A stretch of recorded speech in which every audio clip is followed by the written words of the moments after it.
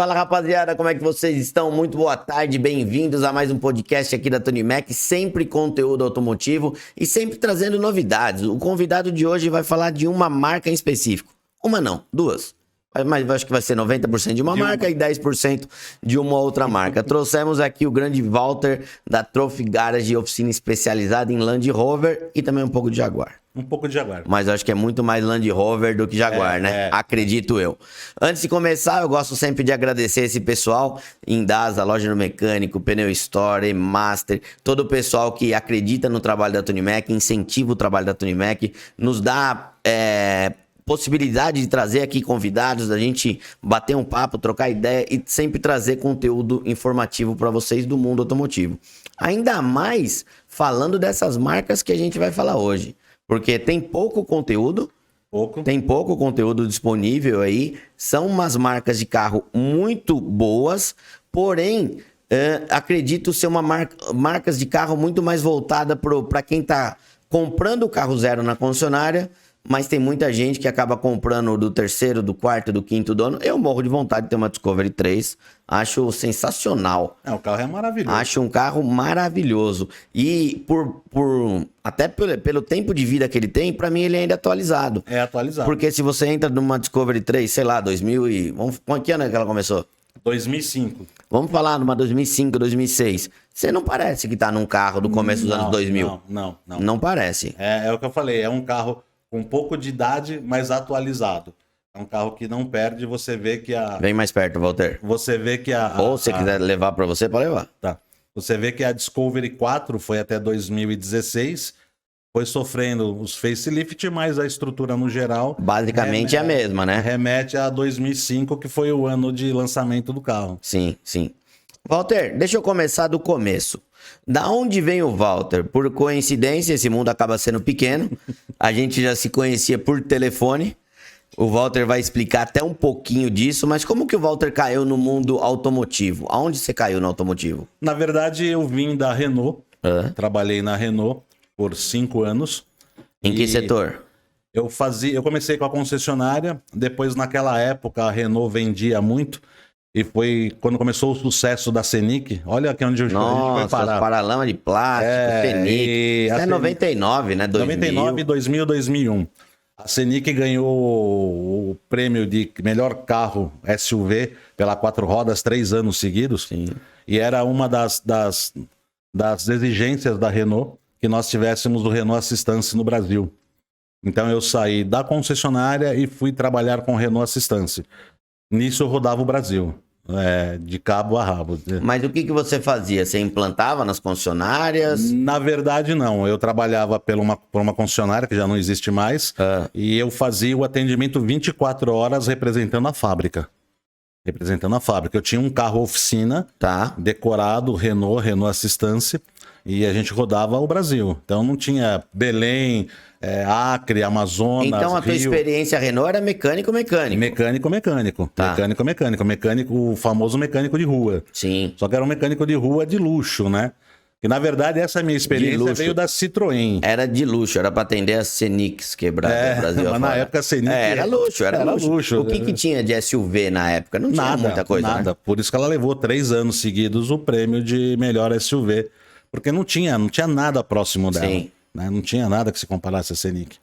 E daí veio, anos depois, eu fui trabalhar, foi aí as coincidências, eu fui trabalhar numa empresa que era importadora de peças Renault, muito famosa, e ali foi o primeiro contato com a Tony Mac. Eu vendia para vocês, né? Na época eu era comprador. Tinha um outro vendedor comigo na época lá, que já tinha um pouquinho mais tempo de casa. Sim. Mas a gente que vendia para Tony Mac. Era legal, porque a Tony Mac naquela época já tinha uma expressão no mercado, né? Naquela época ainda tinha 2 Tony Macs. Era de Pinheiros, que ficavam o meu pai. Eu acho que quem comprava era o Cláudio. O Cláudio. E a Tony Mac aqui do Ceasa, que quem comprava era o Silvio e eu. A de Pinheiros, acho que foi de Pinheiros que eu fui visitar uma vez, que eu atendia toda a rede José Caro. Tá. E uma vez eu fui visitar as lojas, a pedido lá do Ricardo, do Rogério, que são os donos. E eu passei lá para conhecer a oficina da época, que era uma curiosidade, né, cara? Você fica fazendo amizades nível Brasil, então você fica 4, 5, 6 anos se relacionando com uma pessoa comercialmente sem saber quem é. Então foi muito legal conhecer. E é estranho, a gente do lado de cá, eu fui do setor de compra, sei lá, uns 15 anos mais ou menos. Quanta gente você conhece? Nossa, só por telefone. Só por telefone. Só por telefone. Aí você, às vezes, eu já tive várias visitas aqui na oficina do pessoal vir e tal. Daí você conversa com a pessoa e fala, porra, mas essa voz nem parece dessa pessoa. Não tem nada. Nem parece dessa pessoa. Mas o primeiro contato com a Tony Mac foi aí, e foi daí que eu vim. Em 2009 para 2010, a gente resolveu montar uma oficina, uma doideira na época, sem planejamento. Nós quem? Eu e meu irmão. Tá. Teu irmão também era do mundo automotivo? Não. Meu irmão trabalhava com TI, ele ficou desempregado na época, ficou desesperado. A camarada que tá acostumado a ganhar bem, ele se vê desempregado de um dia pro outro e meio que surta. E ele inventou de comprar a oficina, e eu falei, cara, você vai fazer o quê? Você sabe soltar uma roda.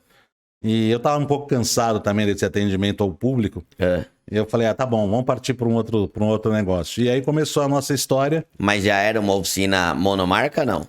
Na época era uma oficina pequena, muito bem montada. Eu até brinco muito que quando começou era bonitinha, mas ordinária. Ela era muito bonitinha, mas tinha um péssimo histórico no bairro. É mesmo? Né? Então a gente só foi descobrir isso durante um tempo, aí custou bastante para levantar. E a gente foi ganhando notoriedade no mercado, já por conta do tempo de Renault, de Citroën, aquela coisa tudo, até porque eu fui, na época, o terceiro mecânico treinado no Brasil pela Citroën. A minha experiência começa na Citroën, que era do Sérgio Habib, passei por Jaguar e Hammer, né? E então você vai formando aquela... Eu falei, pô, peraí, preciso fazer alguma coisa, né? Sim. Então comecei a fazer contato com muita gente e a oficina...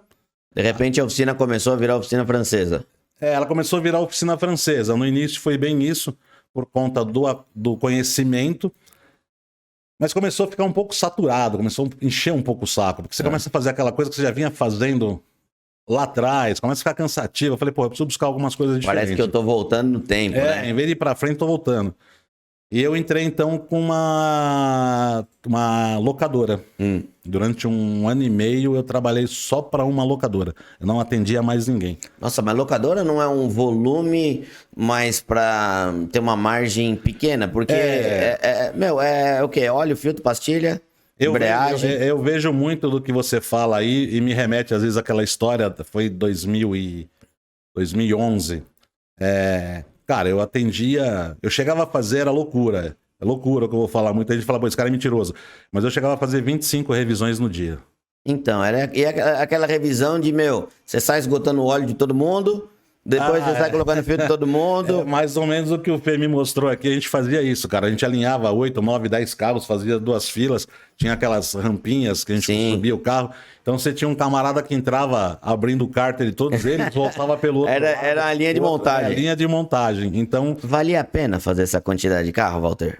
Ô Gui, pô, cara, eu me mantive bem legal durante 1 ano e meio só com a locadora. Só com locadora? Só com locadora. Só com locadora. Tinha uma parceria muito boa com a locadora, com o gestor de frota da época, que é meu amigo até hoje. Você pode falar que locadora que era? Era Maestro. Pertencia ao grupo ABA. Tá. Que é as Chevrolets, né? Sim. Que acabaram fechando. E então, durante 1 ano e pouco, vivi deles. Não atendia nada, só locadora. E você não tinha medo de atender um cliente? Porque basicamente era um cliente, era uma locadora. Era um cliente. Tanto que foi o que aconteceu em 2012. 2012, fechei para as férias de final de ano, paguei todo mundo, paguei fornecedor, paguei tudo, dinheiro em conta, aquela coisa bacana e tal. Eu tinha 5 mecânicos e uma secretária, a gente fazendo até 20 revisões por dia. Eu voltei em janeiro fazendo 5 na semana. Porque os caras cortaram do dia pra noite? Não, foi quando começou realmente aquela crise econômica forte no país. Sim. Foi de 12 para 13. Eu voltei em janeiro fazendo 5 revisões por semana. E não é porque a locadora não queria mandar trabalho, não tinha. Não tinha demanda, eles começaram a ter cancelamentos de contrato, devoluções de carro. Tinha uma empresa na época que fechou 120 carros, os porta-escada, foram comprados, adesivados, montados, ficaram num pátio pronto para entrega e a empresa cancelou o contrato. Então você imagina você absorver 120 carros que nem rodou? Então foi bastante complicado e eu não sabia para onde ir. E eu fiquei com medo. Eu tenho até hoje isso comigo, um medo miserável de ficar devendo para alguém. Eu não consigo, cara. Eu não consigo deitar e saber que eu te devo 20 centavos. Minha preocupação era funcionários, fornecedor. Fiz uma reunião com todo mundo, falei, ó, vou entregar a chave da porta para vocês. Você fechou? Não. Vou entregar a chave da porta e vocês fazem o que vocês quiserem, mas eu não fico devendo nada para ninguém. Vendi um carro na época, uma Blazer V6, que era um projetinho, tava muito bacana, vendi outro, a gente quitou todo mundo e surgiu a ideia da Land Rover. Tá. Era uma... Ah, então isso surgiu lá em 13 já? Já, em março de 13. E por que você mirou Land Rover? Até então você não tinha experiência com Land Rover, nada, né? Zero. Eu não sabia, eu brinco que eu não sabia nem falar o nome. Né? Só que haviam 2 mecânicos que haviam saído da Calmac, montaram uma oficina. Só que você veja, eu estava acostumado com os carros da frota, com os orçamentos absurdos, bem baixos. Ainda mais pra você fazer 20 num dia, de orçamento de 200 conto ali. Eu fazia 20 para ter um orçamento final de 10, de 12. As Land Rover, quando eu entrei na oficina na época, eu pegava um orçamento, era 18, 25, 26, e cliente aprovando. Eu falei, pô, como é que o mesmo mundo colide em 2 situações bem diferentes? E aí surgiu a oportunidade de fazer parte disso, eu entrei, a princípio como sócio desses rapazes que estavam lá, depois fiquei com a oficina. Fiquei com a oficina e desde então a gente vem batalhando. Passamos aí por algumas situações, sociedades que foram desfeitas no longo do caminho, as coisas que se seguiram de outra forma, e foi até que finalzinho de 19 eu então montei a Trufe.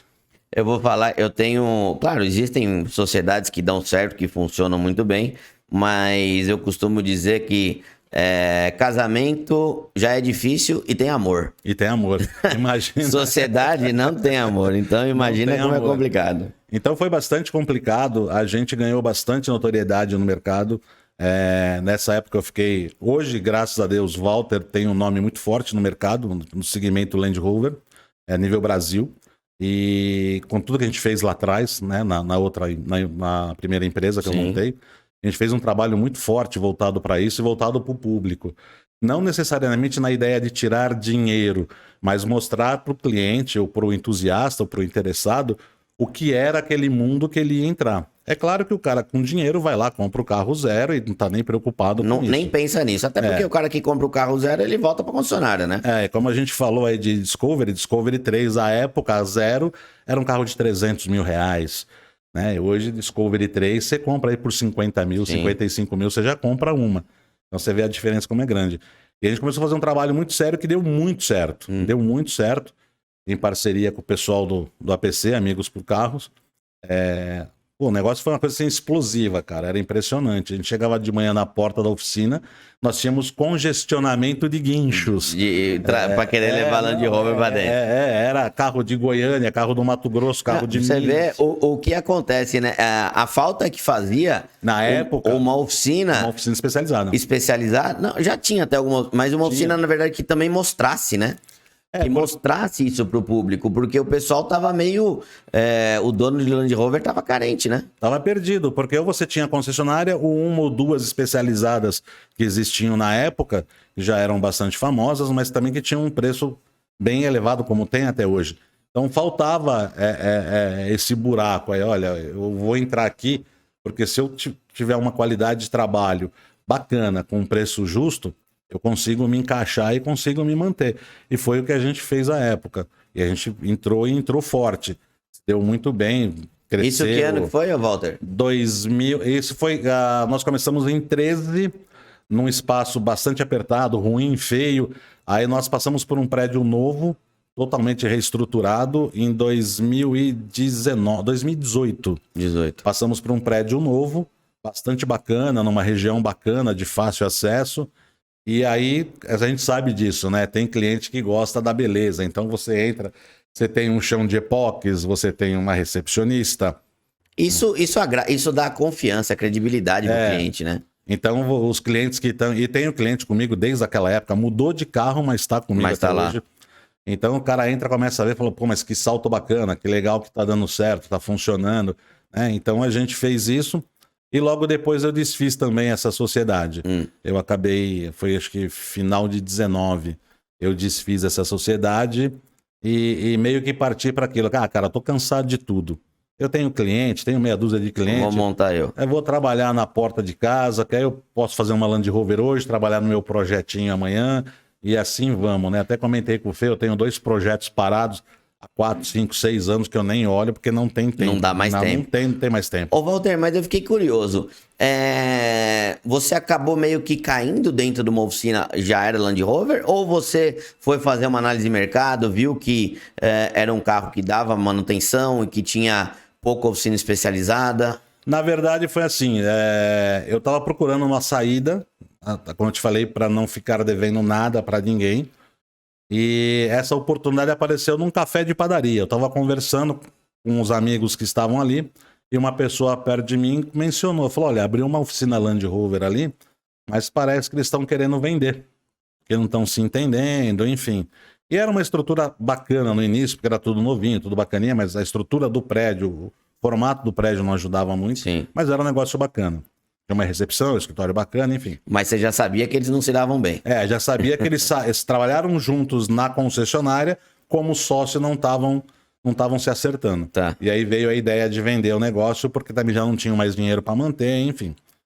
Eu fui estudar a coisa, porque eu falei, peraí, eu vou entrar num mundo que eu não conheço. Então, mas você entrou junto com eles ou você comprou a empresa deles? Não, eu comprei 50% da empresa, entrei junto com eles. Até como eu não conhecia nada, eles já eram da rede, eu precisava ter um suporte, Sim. Eu ia perder tudo ali. Sim.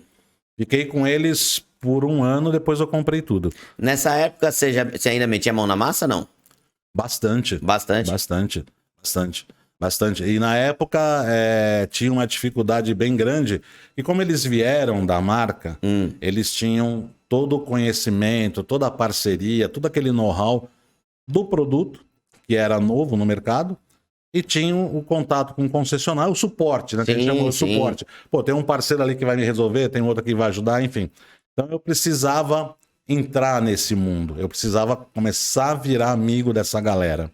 E eu fui virando, devagarinho, até que eu absorvi o 100% da empresa e eles ficaram comigo mais um tempo, aí eu dispensei os 2 e comecei a trabalhar, a seguir sozinho, montando a minha equipe e gerindo isso até onde deu. Hoje já não ponho mais a mão na massa, hoje eu não tenho mais tempo. Não dá, né? Você tem que gerenciar uma equipe. Não.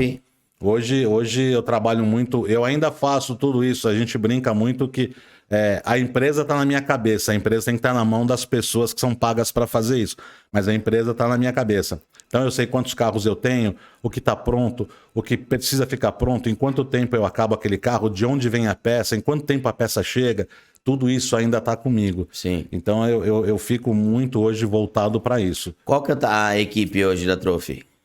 Na verdade, a gente está passando por uma reestruturação agora, de uma semana para cá. Eu estou trocando a equipe inteira. Um fato bastante curioso hoje que a gente vai gravar um material para falar disso. Eu estou trazendo para dentro da oficina hoje um cidadão que a gente fica velho, não tem mais emprego, né, Gui? A gente vai começando a entrar numa idade que o mercado não acredita mais na nossa experiência. Então eu troquei, tô com 2 mecânicos vindo de concessionária e tô com um senhor que apareceu para mim lá através dos anúncios que nós fizemos. O cara foi instrutor do Senai, foi instrutor na Mercedes, foi instrutor da Hyundai, foi instrutor numa série, trabalhou fora do país por 4 anos em vários lugares. O cara tem uma bagagem assim de Ótima. 40 e poucos anos. E é um cara de 56 anos que põe a mão na massa, mas que não tem mais oportunidade no mercado. Então eu resolvi inovar. Ou seja, eu estou trazendo para dentro da oficina hoje um cidadão que vai trabalhar como mecânico, como gestor da oficina, e eu vou ter o meu treininho ali dentro. Sim. Ou seja, é um cara que vai estar elaborando treinamento para o meu pessoal sem que eu tenha que pagar fora da empresa. Entendi. Então a renovação hoje, essa reestruturação... Vai acontecer lá dentro. Vai acontecer lá dentro. Inclusive que a gente não vai mais depender de treinamento externo para atualizar a equipe ou para se atualizar com o produto que a gente trabalha. E você pensou também em trazer ele por conta da experiência com outras marcas? Você planeja, almeja atender também outras marcas premium ou manter ali em Land Rover? Sim, hoje nós estamos divididos, já faz uns 40 dias eu estou reestruturando um outro espaço que nós tínhamos. Inicialmente foi projetado para ser uma ampliação da Trophy, é um outro prédio, uns 800 metros dali, que acabou não dando muito certo. Depois de outubro das eleições, a gente sentiu uma queda bem acentuada. Isso que eu ia perguntar. O teu público é um público mais premium, então você tem muitas variáveis ali. A questão política foi uma que você sentiu? A política foi a principal. Para você ter uma ideia, eu conseguia me manter com uma passagem entre 36 a 40 carros mês. Tá. Hoje, com essa mesma proporção, eu não consigo me manter. Por quê? Caiu o ticket médio? Caiu o ticket médio bastante e caiu também o volume de carros dentro da oficina, né? Então ele ficou muito... Você começa a puxar o gráfico de produtividade ali do período, você vê que ele tá muito... Ele vinha mais numa crescente mais mantida. Agora ele oscila demais. Oscila demais. Então a gente precisou pensar em algumas coisas.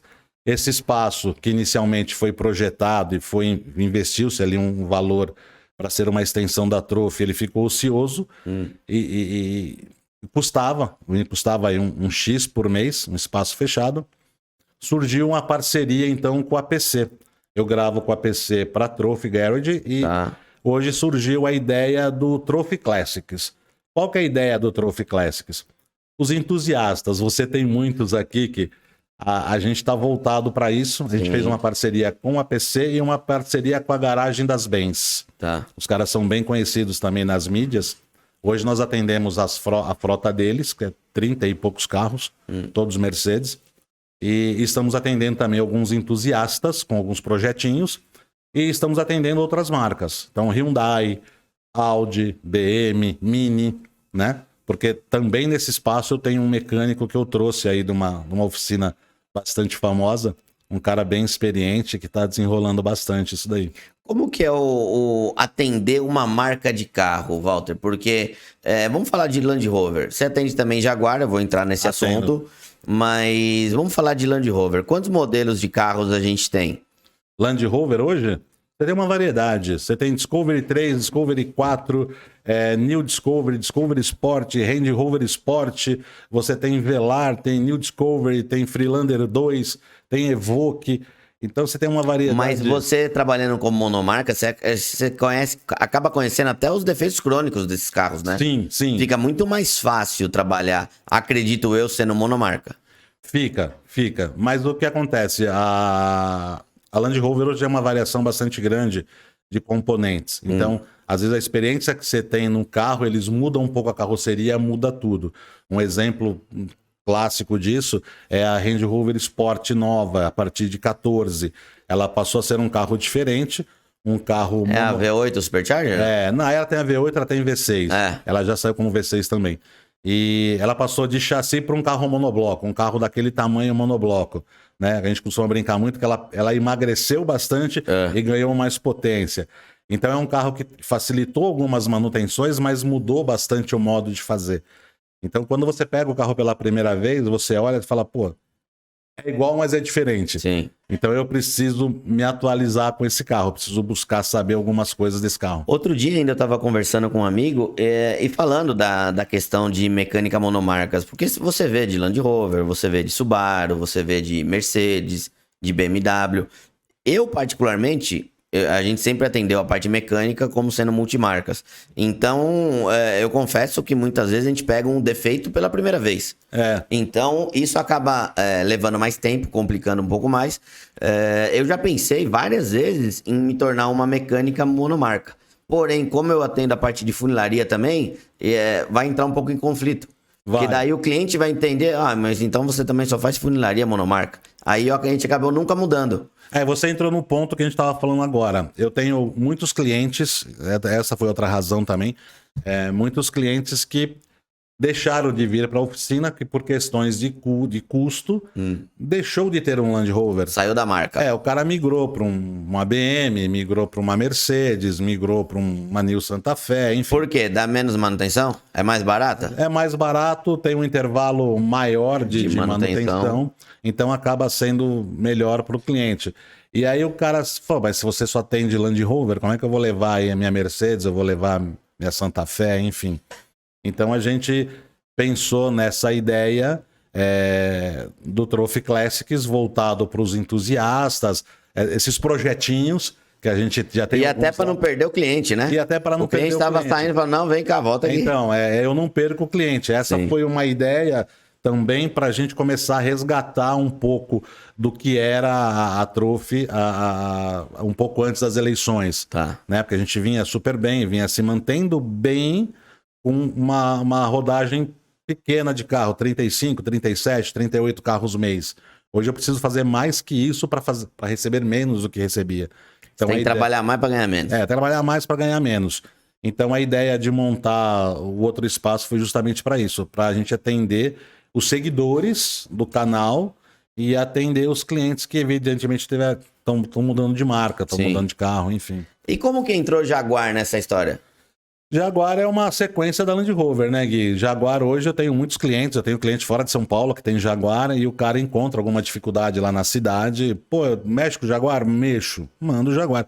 O Jaguar hoje a gente fala no XF, que é o Jaguar de entrada, ele é mecânica Evoque, é o 280 cavalos, é mecânica Evoque, não muda nada. Aí você tem o V6 e você tem o V8. O V8 é uma atualização do Supercharger. Não muda muita coisa.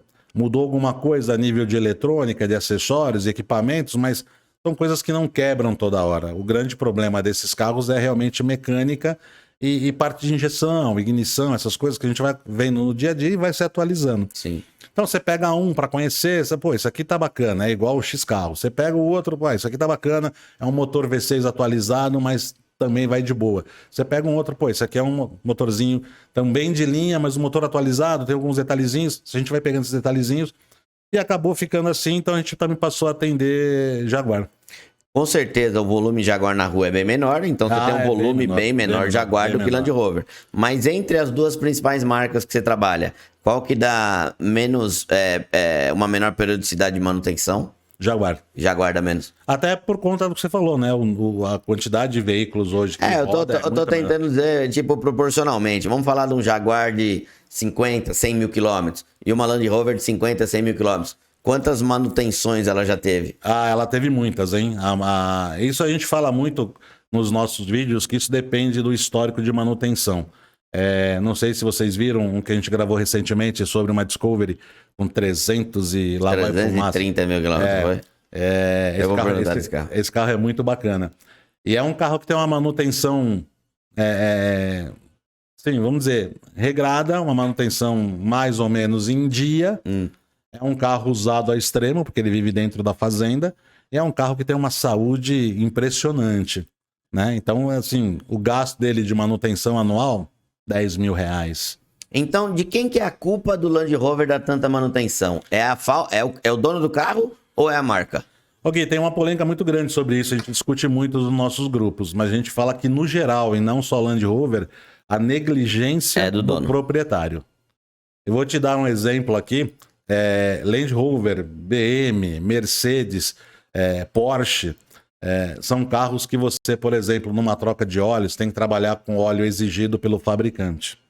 E a gente segue rigorosamente a regra. É o óleo do fabricante. Se você não tem dinheiro para pagar 90, 100, 120 pau o litro do óleo, não tenha o carro.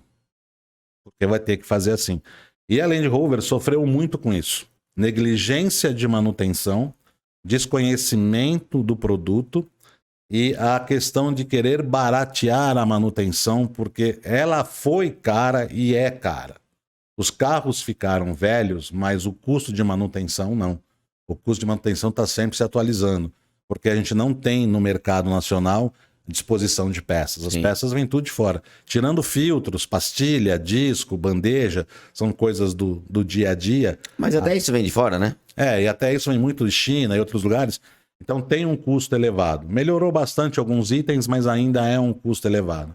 Então eu diria para você que, se falando de Land Rover, é negligência de manutenção. Uma pergunta que eu tava pensando na cabeça enquanto você tava falando, você falou que a Land Rover sofreu muito por conta de manutenção cara, tudo. Já ouvi também no passado, através de bate-papo também, de bar, de amigos, que a Land Rover também sempre sofreu muito por querer usar uma mecânica relativamente pequena pro tamanho do carro, pro peso do carro. Pro peso do carro. Primeiro que ela usa sempre, ela tem uns motores que são equivalentes para o tipo de carro, para o peso de carro, mas eu acho que o grande pecado da Land Rover é não ter um motor próprio. A Land Rover, desde o início, foi BMW, Jaguar em 2, 3 versões, Peugeot, Citroën, motor Ford. Então, o motor da nossa branquinha, o 4.0, usou na Discovery 3 também, não usou? O 4.0 V6. Esse motor para mim é um monstro. Então, mas daí você pega, quanto pesa uma Ranger 4.0 V6? A gente pesou, né, Fernando? Antes de desmontar ela.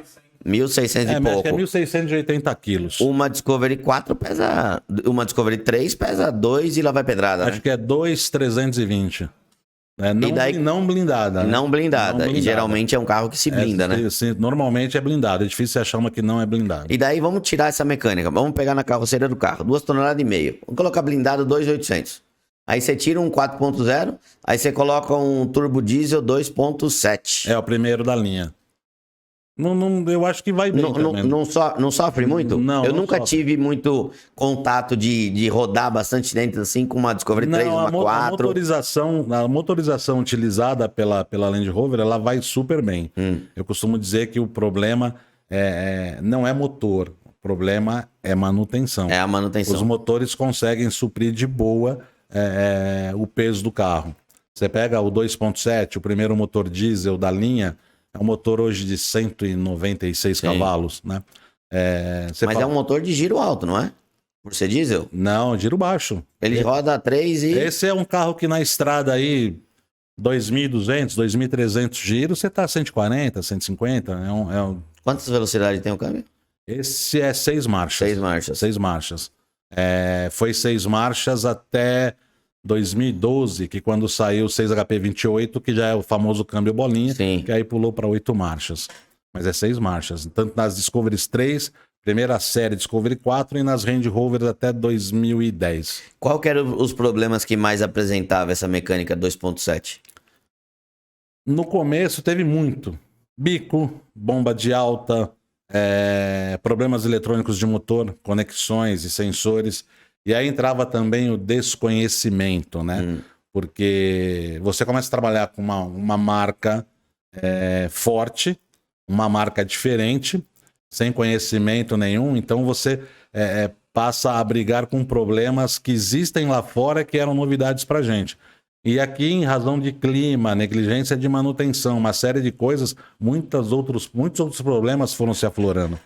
Então, basicamente, no começo, o motor era bico, bomba de alta, problemas eletrônicos de motor, chicote, sensores, essas coisas, e as quebras de motor.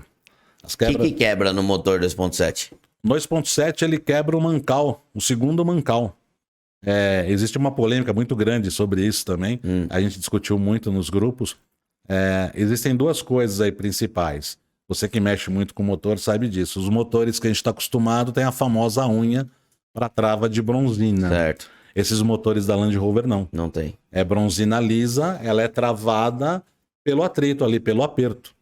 Ele não tem aquele beicinho, né? Não tem os beicinhos. Ela é lisa no geral, né? E o espaço entre a passagem de óleo pela bronzina e no mancal também ele é muito justo. Se a bronzina correr um pouquinho, diminuiu a lubrificação ali, já era. Já era. E esse é o principal problema dos motores 2.7. Foi o que levou a esse número de quebra exagerado. E quando quebra, vira, funde. Ele funde o vira ou ele chega a quebrar o vira? Ele funde, né? Ele vai azulando até quebrar.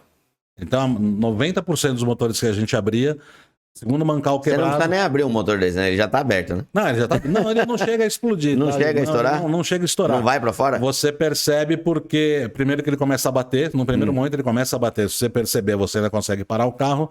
E como aconteceram vários casos de ser em estrada, em velocidade, não Você dá não mais percebe, tempo. né? Ele começa a bater até o cara correr para algum lugar, o motor já dá aquela famosa engolida, né? Quando ele trava e aí não tem mais o que fazer. Aí é superaquecimento, Aí é ele trava por superaquecimento, calor, né? Ele trava por calor e já tem a atrito. deformidade do bloco, né? Que é uma coisa que a gente fala. Hoje tem muita gente que está fazendo isso, eu particularmente não me atrevo e não recomendo, que é fazer a remanufatura do motor. Uma retífica num bloco desse. Num bloco desse. Não, porque envolve muita coisa. Você tem que ter uma retífica boa que vai fazer uma análise legal do bloco, vai medir bloco, vai ver ângulo de bloco, vai fazer um monte de coisa.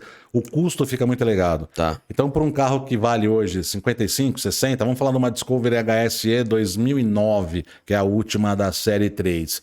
É um carro que top, você vai pagar 60 pau. E quanto custa para trocar um motor desse? Porque se você aconselha não fazer um motor desse, qual a opção que tem? Comprar Hoje, um bloco novo? Na oficina, o custo para esse motor fica na casa dos 50 mil. Tá? Na oficina. Envolvendo mão de obra, retífica e tudo mais troca de peça. Hoje a gente compra os famosos tiradinhos. Você paga 30, 28, 29, 25, 27. Entendeu? Então, mais 10 de mão de obra, incluindo aí óleo, filtro, essas coisas, acaba sendo mais interessante.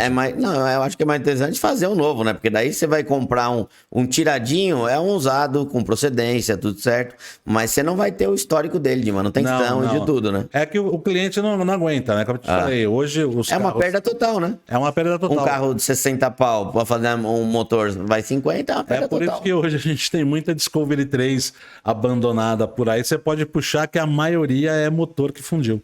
A maioria é carro que o cara cuidava muito bem, aquela coisa toda, então, mas o motor fundiu. Existe a questão de negligência do proprietário do carro. Existe. A especificação do óleo, tempo, intervalo de troca. Intervalo de troca. E às vezes até o cliente, o dono do carro entender, né? Que se o percurso que ele faz é um percurso... Eu vou te dar um exemplo da minha casa para cá. 1 quilômetro. Nossa. É o pior, é o uso mais severo que que tem. O carro não chega a atingir uma temperatura de trabalho, os fluidos ainda estão muito viscosos e tal. Então é prejudicial, às vezes, você rodar trechos pequenos. E, às vezes o cliente não entende isso. Ah, não, mas o óleo da minha Land Rover é 10 mil quilômetros. Não tem Land Rover com mais de 10 mil quilômetros de troca de óleo. Não, eu não coloco. Nas revisões... Não, mas na indicação do fabricante. Não tem. Porque eu lembro que Maré, na época, era 20 mil. Não tem. Quanto saía? E a gente tem por praxe também, na oficina, estudar um pouco o cliente. É justamente isso que você falou. Qual o percurso que esse carro faz? Quanto esse carro roda por dia? Quanto esse cliente roda dentro do intervalo que se dá necessário para a troca de óleo? Para você ter uma ideia, eu tenho clientes que têm 2, 3, 4 Land Rovers, eu chego a fazer troca de óleo, o carro rodou 1.000 quilômetros, 1.500, 2.000 quilômetros. Ele atingiu o período, mas ele não atingiu o KM. Mas esses são os clientes que... O período que você passa indicação é 6 meses ou 1 ano? Eu passo 9 meses. 9 meses. 9 meses. 9 meses. 9 meses porque hoje a gente tem problema sério do diesel, né? Agora com a adição... aumentando a adição de biodiesel. Sim. A gente já discute bastante isso sobre vai trazer mais manutenção, resultado, né? Que vai dar para os motores diesel.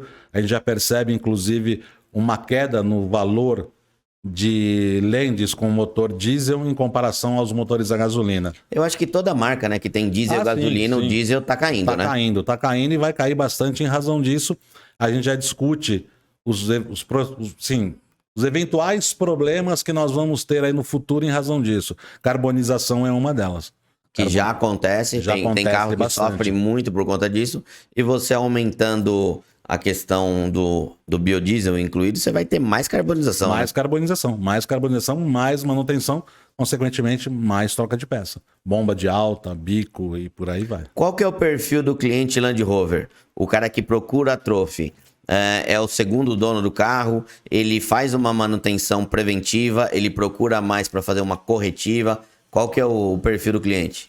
Hoje a gente atende todos, né? Eu tenho o cliente o primeiro cliente, o camarada que tirou o carro zero, fez a primeira, segunda, terceira revisão na concessionária, por questões de custo, acabou tirando. Qual que é o custo de uma revisão? Vamos falar de uma Discovery... Vamos falar uma Discovery 4, vai. Que mecânica que ela usa hoje? A A4 é o motor V6 biturbo diesel. Vamos falar de primeira manutenção. Você tem ideia de custo Mais ou menos, em uma concessionária? primeira revisão básica, uns 4 mil. A primeira revisão básica inclui o quê? Óleo de motor, todos os filtros, diesel, óleo de motor, filtro de cabine e o filtro de óleo. Checagem de níveis, porque não é feito substituição de absolutamente nada, checagem de freios, iluminação, essas coisas. É o básico do dia a dia. É o básico que você fazia lá na época da locadora, lá. Você alinhava 20 carros. É óleo e filtros. Sim, então é uma revisão rápida. A gente faz hoje uma revisão desse tipo. Se o carro não tem nenhuma reclamação, eu consigo fazer uma revisão dessa em 20 minutos, 25 minutos. Porque eu tenho uma pessoa eu tenho um profissional já desmontando ali a parte de cima, eu tenho um camarada já embaixo escoando o óleo, e nisso esse de cima ele já tá fazendo um giro check-up geral. Olhando luzes, que às vezes você leva o carro para a oficina, e já aconteceu comigo isso, você leva o carro na oficina com um problema. Pô, você fica feliz pra caramba que vai resolver seu problema. Mas no meio do caminho você lembra que uma luz de freio não funciona, uma luz de ré não funciona, tem uma luz de placa queimada. Então já teve muitos casos em que o cliente ficou mais feliz porque a gente lembrou de trocar a luz queimada do que resolver o problema. Então a gente faz muito isso. O camarada já dá uma rodada, já avalia a palheta, tal, não sei o quê. Isso está tudo incluso ali nessa revisão. A gente não cobra nada mais por isso. Uma segunda revisão dessa Discovery na concessionária? Uma segunda revisão ela já inclui troca de freios. Então você já pode falar em uns 10 mil. O freio na concessionária vai trocar disco e pastilha? Ou vai trocar pastilha? Não troca disco? Olha, pelo que a gente tem visto ao longo do tempo, isso depende muito do perfil da concessionária e do cliente. A concessionária antigamente não vendia retífica. Né? Hoje ela vende? Tem algumas que sim. Mas a concessionária é troca de disco. É disco e pastilha tudo novo e um abraço. Então hoje uma segunda revisão, incluindo um freio dianteiro, um freio traseiro com disco e pastilha, pode falar em uns 12, 15 mil. Uma terceira revisão. Quanto vai dar? Uns 30 mil quilômetros? 30, 40 mil? Uma terceira revisão na faixa dos 30, 32, por aí. Que se você tiver feito uma pesada na de 20, da de 30 ela volta a ser uma manutenção leve. Sim. Então você pode falar aí, se não tiver reclamação nenhuma do cliente sobre nenhuma outra coisa, pode falar em uns 5, 6. Então, ela volta a ficar leve. A quarta revisão pra frente que volta a ficar pesada. Começa a pesar. Porque já tá beirando os 40, 50 mil quilômetros. Aí você já começa a falar em suspensão, o que é muito criterioso nela, são buchas de bandejas. Nas nossas ruas hoje de São Paulo não aguenta, que são buchas hidráulicas num carro pesado, blindado, estoura rápido. Então, bandejas hoje na concessionária, na faixa de uns R$3.500, mais ou menos cada uma. Cada uma. As inferiores, são as que estouram muito. Então, você pega uma revisão de 40 mil, se tiver que fazer bandeja e um freio, por exemplo, nós estamos falando aí em 20 mil, 22, 25 mil de revisão. Aí o cliente já começa a pensar em procurar opções. Porque daí já é um carro que vai ter 2, talvez 3 anos de uso. Já uns 3 anos. Um carro que já teve uma desvalorização bem acentuada, né? Então a gente recomenda sempre assim, se você quer manter...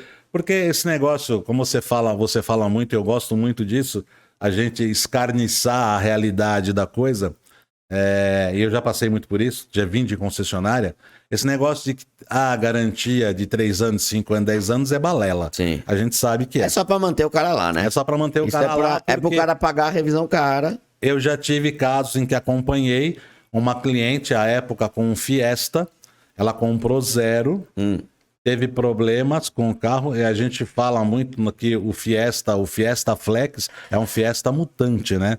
A gente sabe de umas histórias dele já feita dentro da Ford. O Fiesta Flex foi um Fiesta mutante. Foi um carro gasolina transformado em flex pela própria fábrica. Sim. E esses carros tiveram muito problema. E ela teve um problema de motor por conta disso. Ainda existia uma concessionária Ford ali da Corifeu. E a gente, por conta das parcerias, a gente vai buscar as parcerias. E conversando com os meninos, falou, esse carro aqui é o seguinte, é motor e a garantia não cobre. É mau uso, famoso mau uso. Falei, cara, mas o carro tem 11 mil quilômetros. Não, mas a garantia não cobre, foi uma briga absurda, virou processo, enfim. Cobriu. Não, depois de 2 anos ela tirou o carro da concessionária, o motor na mala e a gente fez. Porque, vamos falar da própria Ford, Power Shift. Também é um defeito crônico de projeto, acontece muito mais em EcoSport por conta de peso e porque também o pessoal blinda um pouco o EcoSport, né? Eu peguei muito problema desse no Fiesta, né? Os Fiestinhas novos, carrocerias novas, ainda na locadora, a locadora resolveu absorver uma frota de 20 carros na época, e esses carros tinham um problema sério de câmbio. Então todo mundo entendia que era um problema de injeção, dava aquelas mancadinhas, aquelas cabeçadinhas, enfim. E eu peguei 4 de uma vez só, com o mesmo problema. E eu também, a princípio, vela, porque você vai pra parte de ignição, de motor. E eu tenho ali uma proximidade com a USP. Então eu ia andar muito dentro da USP, porque é mais tranquilo, tem subida, descida, curva. É legal de andar lá para testar carro. Eu tava entrando ali pela veterinária e comecei a subir com o carro quando ele apresentou o problema na minha mão. E eu falei, isso aqui não é motor. Isso aqui é alguma outra coisa. E a gente começou a investigar. Tinha uma loja de câmbios muito famosa no centro, não lembro se existe ainda hoje. Fui conversar com esse pessoal, os caras esses câmbios estão fritando. Estão igual os câmbios da Audi A1. Não estão aguentando, estão fritando, o problema do teu carro é câmbio.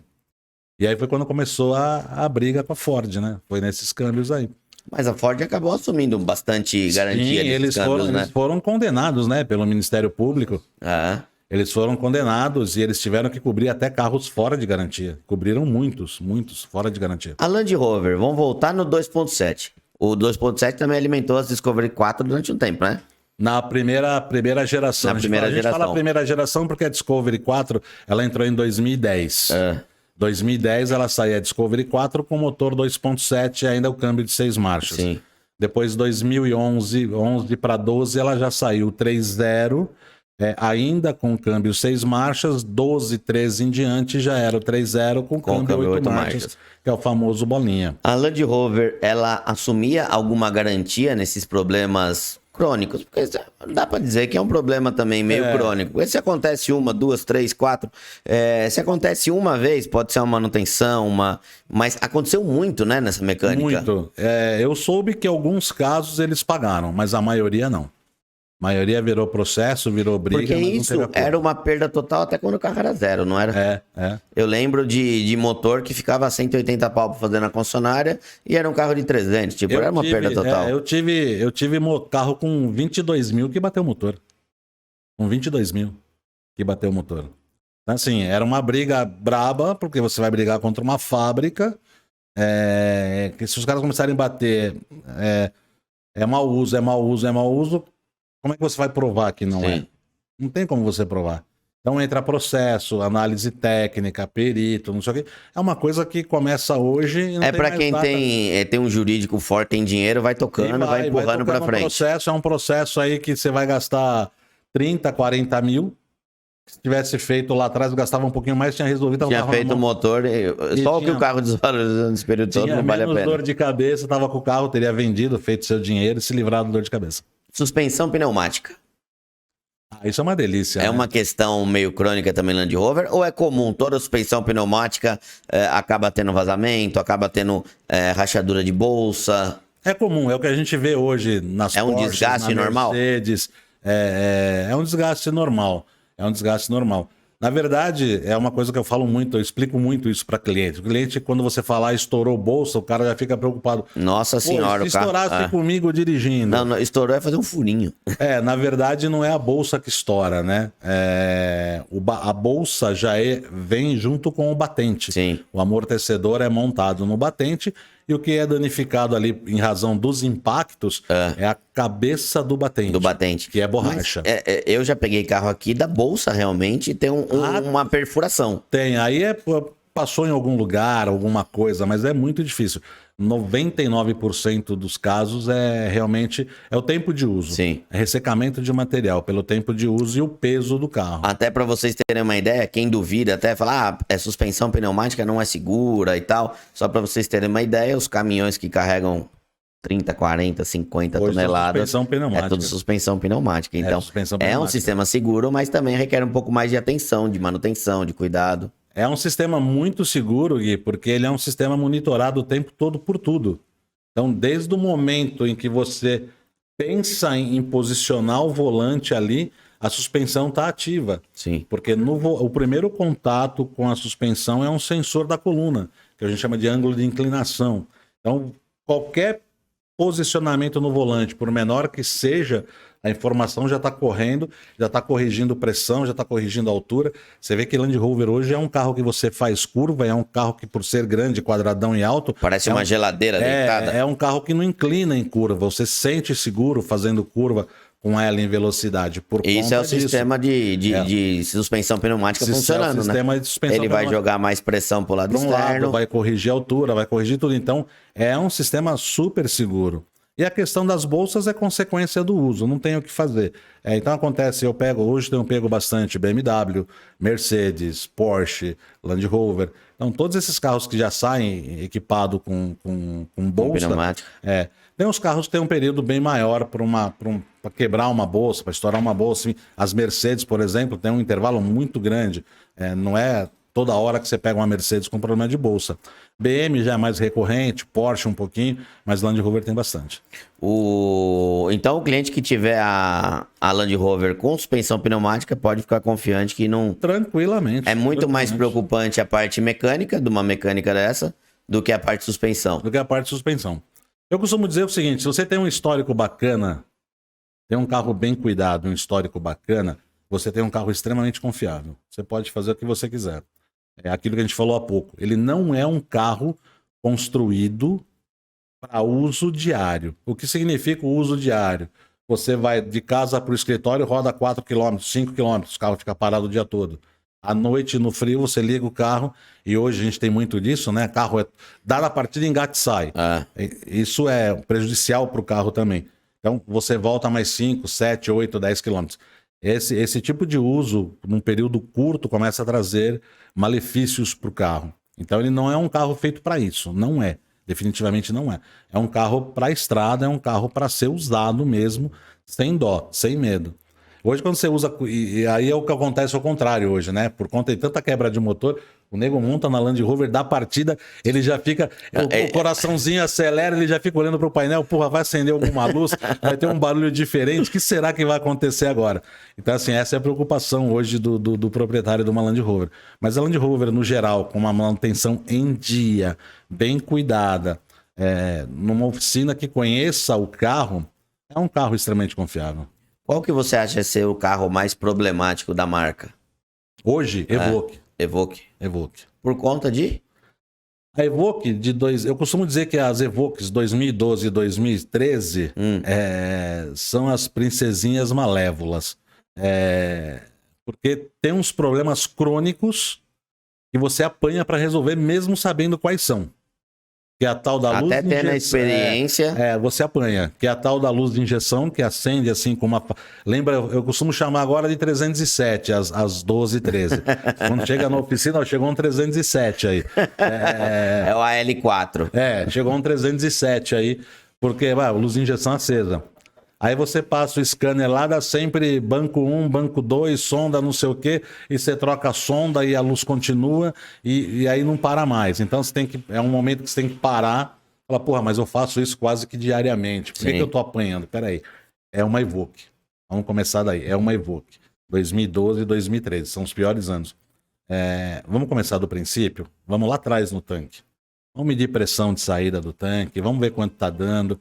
Esse é um outro detalhe muito bacana nesse carro. Pressão de linha de combustível? Pressão de linha de combustível. É mesmo? Se ela trabalha alta, ela dá pressão demasiadamente alta na linha de baixa. Se ela trabalha baixa, ela dá pressão demasiadamente baixa na linha de baixa.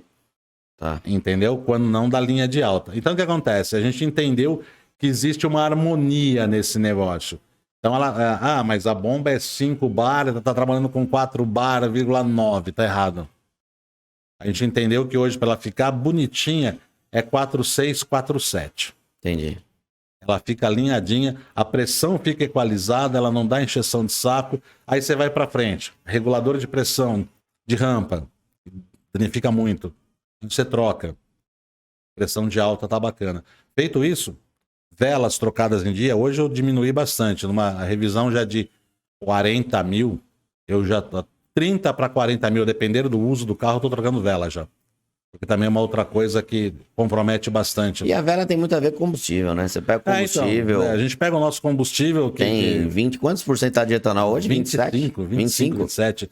Então, quer dizer, a gente já começa a entrar nessa linha. É um carro que a gente, mesmo conhecendo bastante, existe algumas que a gente apanha um pouquinho. Então, chega aquele momento, aquela rapidez, sabe aquela rapidez da oficina? Pô, é uma luz de injeção, pera que eu já sei o que é. Não, às vezes ela te engana, tem as pegadinhas. Então, você começa a trocar e não chega a lugar nenhum. Então, opa, é o momento de parar. Por isso que eu falo da questão de oficina monomarca. Eu gosto desse conceito. Gosto muito.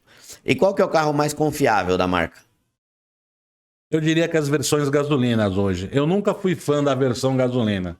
Se puxar vídeos lá atrás... Não, mas vamos falar de... Não tô falando de Land Rover de hoje. Vamos falar de 5 pra frente. Diria que a Range Rover Sport, É mesmo? na versão gasolina, Supercharger, eu acho hoje... Anda pra caceta esse carro. É uma delícia, mano. Até 2009 você tem a 4.4, o 86 cavalos. 286 cavalos, e aí 10 pra frente é o Supercharger 510. Sim. Aí esse é um monstro. É um monstro. Eu acho que esse aí é sensacional. Na minha opinião, hoje, é uma mecânica confiável. Discovery 4 com 5.0 V8. E as mecânicas 3.0 do Discovery 4? Ela tem o mesmo problema do calço do virabrequim ali? Tem. Dos primeiros anos, de 11 a 13. Né? De 11 foi o primeiro ano que entrou o motor 3.0. Elas tiveram. Depois passou por um upgrade pela própria marca, pela própria montadora, que foi uma inversão no cano de alimentação de óleo da turbina, que eles entenderam que dava débito, porque era muito extenso, enfim, reduziram isso, mudaram, tal. Foi um projeto que eles criaram lá, que diz que isso diminuiria e iria zerar as quebras. De fato, se você pegar as Discoveries 4 de 14 para frente, o índice de quebra é muito bem menor. É bem menor. Então, era o mesmo bloco que é o que eles chamaram de chassi de corte, né?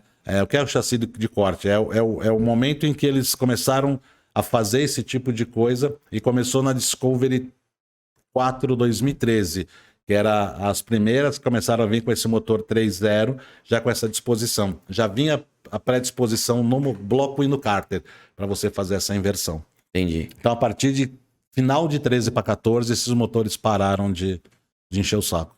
Ou pelo menos de dar tanto problema. E aí foi uma coisa engraçada, que aquilo que estava dando certo, alguém precisava mexer. E é o que eu chamo os engenheiros de YouTube, né? Hoje a gente tem bastante. Engenheiro de teclado. Aí teve algum engenheiro de teclado lá na fábrica, que em 2014, quando começaram a sair as novas carrocerias, o motor passou de 254 para 306 cavalos, o carro perdeu 300 e poucos quilos, ganhou potência, mexeram no motor e os motores voltaram a quebrar. Voltaram ao problema lá de trás. Ao problema anterior. Quebra de virabrequim. Eu já cheguei a trocar na oficina motor de Sport 2016 e de Vogue 2017. Porra, chegou a trocar já. Já cheguei a trocar motor. Quantos motores você acha que você já trocou de Land Rover? 0 eu troquei 15. 15 motores? 15, 0. Comprado na concessionária. Na concessionária? Na concessionária. E que motor? 2.0, 2.7, 3.0? 2.7 eu me lembro de ter feito uns 2. A maioria foi tudo 3.0. Já nas Discovery 4 pra frente e na Range Rover Sport. E ninguém nunca desenvolveu alguma coisa para tentar solucionar isso na parte de retífica, né? De usinagem. A gente tem hoje uma retífica, ela fica ali acho que é Ipiranga, final do Ipiranga, eu não lembro o nome agora, uma retífica muito conhecida até. Eles desenvolveram isso. Se você for lá hoje, é fatal que você vá ver lá uma 8, 9, 10, motor. 12, 15 Land Rovers descabinadas fazendo motor. Mas o custo hoje do motor 2.7 com eles, R$63 mil. Um motor 3.0, R$75 mil. Continua sendo uma perda total. Continua sendo uma perda total. Já tem, Fernando, Land Rover andando com motor AP por aí, alguma coisa do tipo? Eu já vi Evoque com motor de moto. Já rolou uma vez no WhatsApp aí, Evoque com motor de moto. Vai começar a aparecer esses projetos doidos, porque um carro que começa a ficar barato e aí começa a cair na mão dos doidos, não é difícil, daqui a pouco você vê Evoque com motor AP aí. Porque é um puta carro, um puta design e tudo, vai jogar fora por quê? Só motor. Só motor. E é um motor que é um motor muito comum, né? Um motor Ford, ele vem do Fusion, E é um motor que equipa o Fusion, ele equipa a XC60 T5, ele equipa o Jaguar XF, ele equipa a Discovery Sport, ele equipa a Evoque. Então é um motor bastante utilizado. E na Evoque ele é beberrão pra caceta, né? Demais, demais. Anda bem, é um Sim. motor muito elástico, responde bem demais, mas bebe muito, bebe muito. E por ser um motor hiper aproveitável, eu penso que a nível dos problemas que ele tem, que são recorrentes em todos esses carros, devia ser uma coisa mais bem pensada pela fábrica, a nível de componente, essa coisa toda. Porque os problemas são recorrentes em todos eles. Até o CEO da Land Rover andou falando algumas coisas há pouco tempo, não foi, Fernando? De questão de promessa de carro e tal.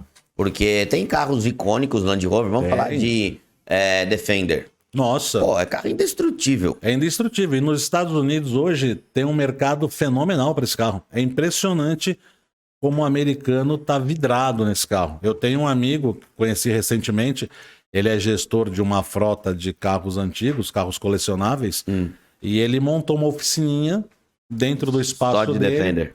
Começou a restaurar a Defender. Porra, Gui, o cara tá vendendo Defender restaurada, mas o cara tem um nível de qualidade excepcional. $80 mil, $90 mil, $95 mil.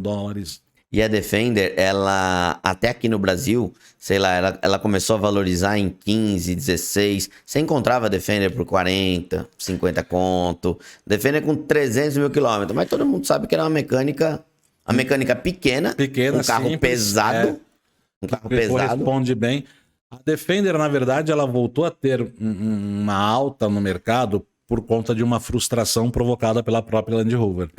No lançamento da Defender nova, a gente participou, existia... Dessa última agora? Toda largona e tal. Existia a ideia de que esse carro chegaria no mercado na faixa dos 300, 330, 350 mil. Chegou em? No lançamento, ela veio como vem as Discoveries, versão S, S, HSE e SE. Ela veio as 3 versões e era 425, 450 e 470 mil. Então, quer dizer, frustrou... 100 pau acima do que esperava. Muito mais. Frustrou completamente o mercado. Aí aquele camarada que eventualmente tinha uma intenção de comprar desistiu, porque ficou muito além do seu bolso. Sim. E começaram, então, os restauros, começaram a se aprimorar os restauros. A gente tem hoje uma oficina bastante famosa em São Paulo, que é especializada em Land Rover, cujo segmento deles é restauração de Defender.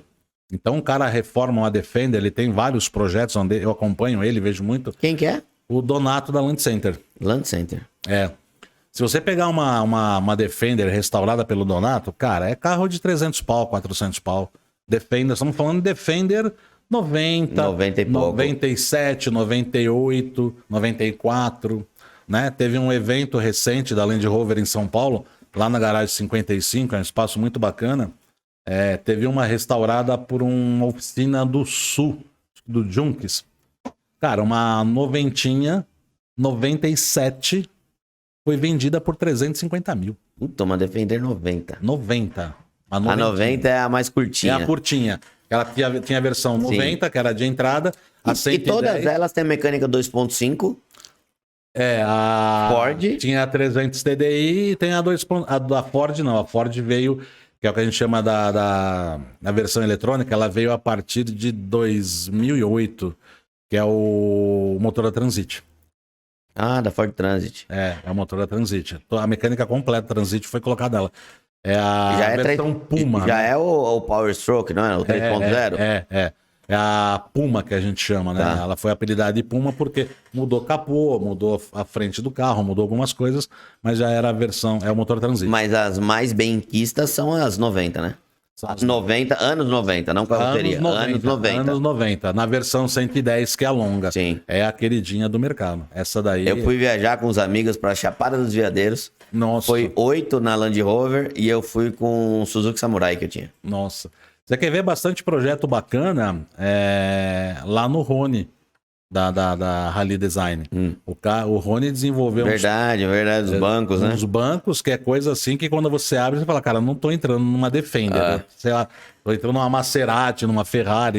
E ela tem uma questão, porque como é um carro inglês, ela é feita pro volante do lado direito. E pro lado esquerdo. E pro lado... Mas quando ele tem pro lado esquerdo, você pega um cara maior, tudo, ele fica encostado na porta, né? Eu brinco muito que a Defender tem um problema sério que tem o Celta. Você dirige de lado, Meio torto, né? Você dirige meio torto. Isso, primeiro, você dirige fora de posição, é bastante desconfortável. Mas quando ela é direção direita também? Você tá meio fora? Também, mas não é. O Celta, a gente sabe que a época ele tinha um problema também de coluna. Golzinho também tinha isso, Golzinho G3. É uma coisa meio que acompanhava. A Defender não é aqui a parte de dirigibilidade, são os pedais. Sim. Que te obriga a trabalhar com as pernas tortas. Então, evidentemente. Você acaba entortando o corpo, né? Com 15, 20 minutos de viagem, você já tá ficando junto com as pernas. Então, acaba ficando cansativo.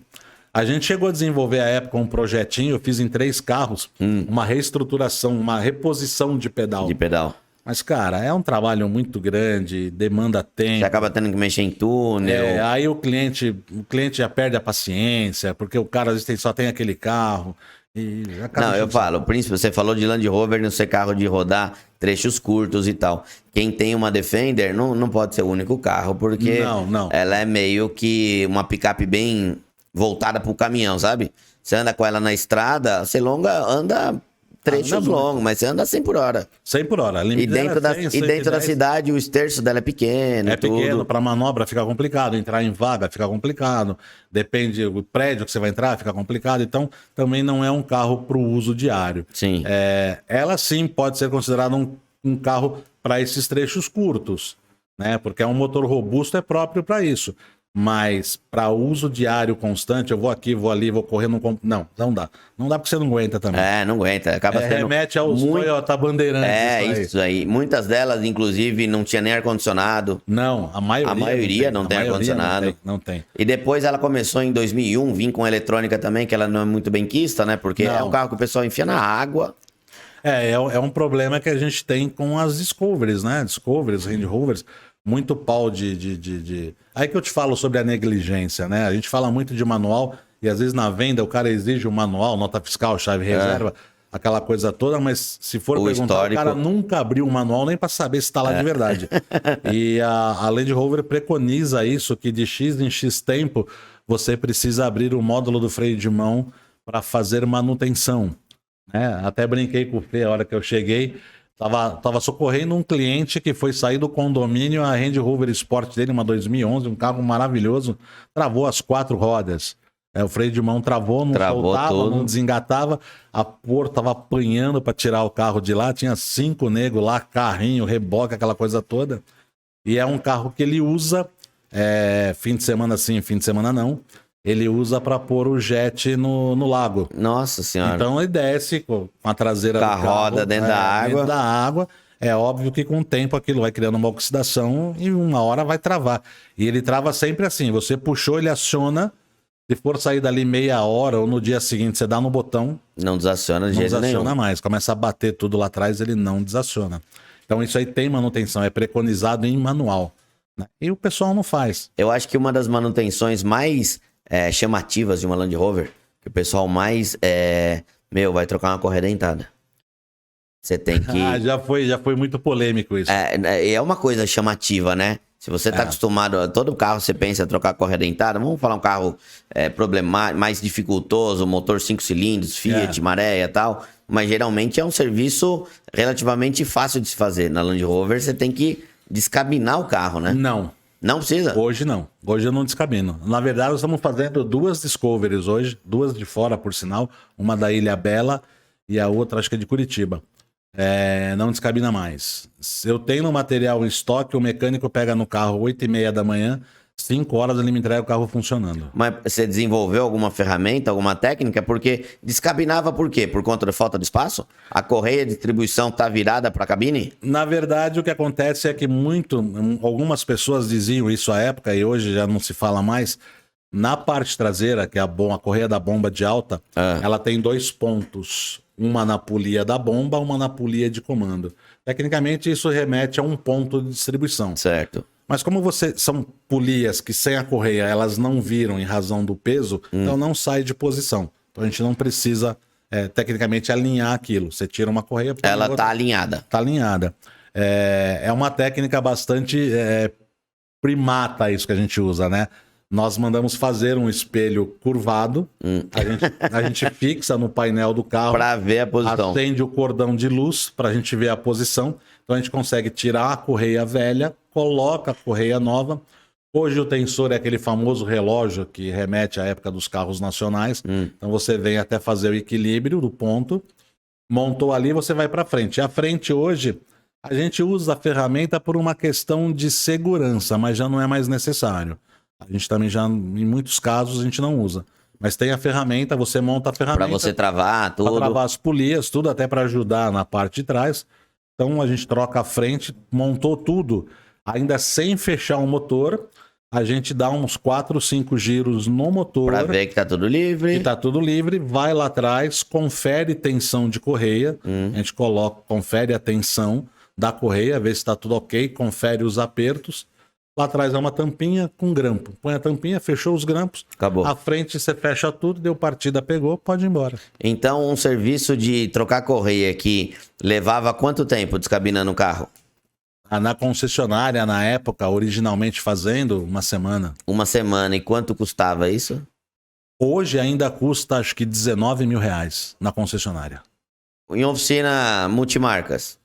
Eu cobro hoje, Gui, R$6.800. Para fazer sem descabinar. Sem descabinar e entregar o carro pronto, lavado para o cliente. Mas aí tem uma outra situação que a gente entende que é necessário. Quando você abre a frente do motor, já lembrando que a gente falou aqui sobre problemas de quebra e tudo mais, eu já substituo a bomba de água e o cavalete da válvula termostática. Já que aproveita que tá aberto... A mão de obra é a mesma, só a peça que aumenta um pouquinho. Sim. Então eu já troco as duas. Indiferente, 100 mil, 80 mil, 120 mil, 200 mil, eu substituo. E isso você consegue fazer ainda no mesmo dia? No mesmo dia. Olha a diferença de você trabalhar com uma marca, de você ter experiência, já ter a vivência. Pô, não dá nem pra perguntar. Eu perguntei quantos motores vocês já fizeram, você falou de 15, beleza. Não dá pra perguntar quantas manutenções dessas já foram feitas, né? De correia... Nós já chegamos a fazer 9 numa semana. 9 em uma semana? Uma semana. Qual que é a periodicidade de troca da correia dela? 150 mil? Pelo fabricante... Ou 5 anos? Pelo fabricante, 7 anos ou 120 mil. 7 anos. 7 anos ou 120 mil. Não importa o estado. Sim. Se ela atingiu qualquer uma dos dois períodos. Tem muita gente que não se atenta a isso na manutenção. O tempo. É o que eu falei para você sobre negligência. Mas aí a negligência não está só voltada para a Land Rover. É porque a Land Rover ganhou muita notoriedade no mercado pelo nível de problemas e de quebras. Mas são problemas que a gente tem em outras marcas. Sim, claro. Né? A gente tem... eu não sou muito fã dos motores TSI. E eu tenho pego lá na oficina, inclusive a gente está com uma Audi que chegou lá, com esses problemas de tucho e comando. Eu nunca vi como esses motores dão problema de tucho e comando. Eu não sabia que tinha essa... Começou a aparecer, a gente fez um Golf SW, motor já com esse mesmo problema, aí veio um outro, aí veio uma Audi. Falei, porra, mas... E aí você fala pro cara, mas isso aí é manutenção? Não, aqui já é um erro de projeto. Junta o erro de projeto com a negligência de manutenção. Aí... Não usar o óleo certo, com o período certo, no lugar certo. Então você agrava ou antecipa um problema que já é característico do carro. A Land Rover é por aí. O virabrequim, na verdade, em curtas palavras, é um erro de projeto. É um erro de projeto. Se aquilo fosse melhor estudado, melhor feito, você não teria essas quebras de motor. E deixa eu ver, eu nunca fiz uma análise mais complexa, mas é um erro de projeto até relativamente simples, né? Simples. Se você parar pra pensar. Simples de resolver. Por isso que eu perguntei se alguém já...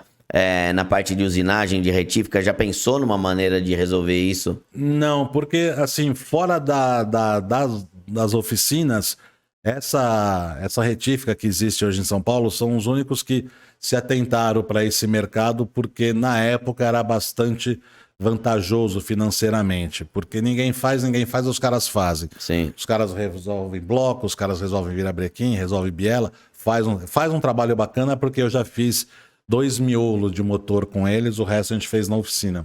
Então eles resolvem bastante. Mas fica muito caro. Então não estudaram nada disso. Faz o original. Faz aquilo que vai funcionar com a garantia deles e torce Passou a garantia. Mas ainda reza. assim eu já soube que eles andaram tendo problema com o motor que foi feito e foi reaberto 1, 2 vezes depois por problemas de... A Land Rover sofreu também com a questão de tropicalização, porque é um carro que não foi feito para o nosso hemisfério, né? Não, ela não. Na verdade, ela não teve a tropicalização, né? Eu lembro, falando um pouco da época de Citroën, quando eu tava na Citroën, que os caras falavam que os carros eram tropicalizados. Cara, era absurdo. Os Citroëns vinham sem nenhum fluido, era tudo colocado aqui. Na época, quem fornecia era a Motul. O extintor, que era colocado pela gente aqui. Acho que bateria e triângulo. Isso era a tropicalização da época. Eu falei, mas como é que um carro dessa forma pode estar apto? É um carro que vem de países frios, está apto para rodar num país como o nosso. Sim. Temperatura depende do estado, na casa dos 40, 42, Rio de Janeiro, Nordeste, 45 graus, né? Temperatura ambiente, fora o reflexo de calor de asfalto, aquela coisa toda. Como é que um carro desse aguenta? Não aguenta, não tem como. Então, assim, a Land Rover não teve tropicalização. Do jeito que o projeto saiu, Ele veio pra cá. Ele veio pra cá. Não tem... E o histórico de manutenção, de problema crônico, de falhas de projeto, é o mesmo aqui do que lá no mercado europeu? Pra você ter uma ideia, na própria Inglaterra, a Land Rover é mal vista. Você vai pra Inglaterra, você vai comprar o quê? Um Volkswagen. Na própria Land... recentemente aí saiu... uma matéria, a gente riu muito com isso. As 100 piores marcas em manutenção, né? A Land Rover encabeçava e dentro do país de origem ela era uma das piores marcas em manutenção. Em manutenção. Você vê que isso sobra um gap enorme para as oficinas, né? Então, mas eu falo muito isso nos vídeos. Os caras, você é louco, falando um monte de besteira, mas a Land Rover paga um preço por algo que ela não tem. Ou seja, são os motores que quebram muito. Mas a Land Rover não tem motor. Eu vou dar um exemplo rápido, vamos atualizar um pouco.